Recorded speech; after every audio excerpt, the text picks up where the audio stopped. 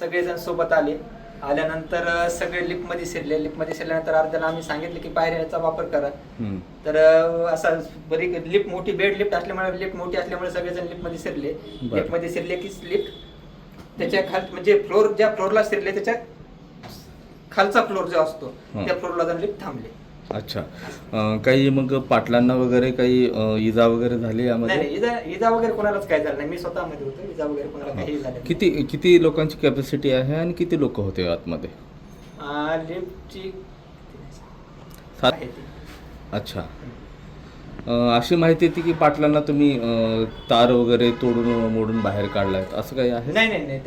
Lift sparking लागला नसता, दरवाजा निघला की बाहेर निघतो. आम्ही मध्येच होतो. किती लोक साधारणतः तुम्ही पाटलांसोबत होते आतमध्ये? आम्ही तरी 7-8-10 लोक आतमध्ये होतो. 10 लोक असते. कॅपॅसिटीमुळे झालं का? कशामुळे लिफ्ट खाली आली? लिफ्ट असं वाटतं की ते ओव्हरलोड झाल्यामुळे लिफ्ट खाल्ल्या फ्लोअरला जाऊन थांबली. अशी माहिती येते की पाटलांना दार वगैरे तोडून बाहेर काढण्यात आलं. दरवाजा ढकलून बाहेर काढण्यात आला. मी आतमध्ये होतो, काही मुलं होते, त्यांनी दरवाजा ढकलला आणि बाहेर. नाव सांगा तुमचं? महारुद्र मुंडे. आता isakal.com आहे देशातील नंबर 1 ची मराठी न्यूज वेबसाईट. प्रत्येक अपडेटसाठी isakal.com ला नक्की भेट द्या.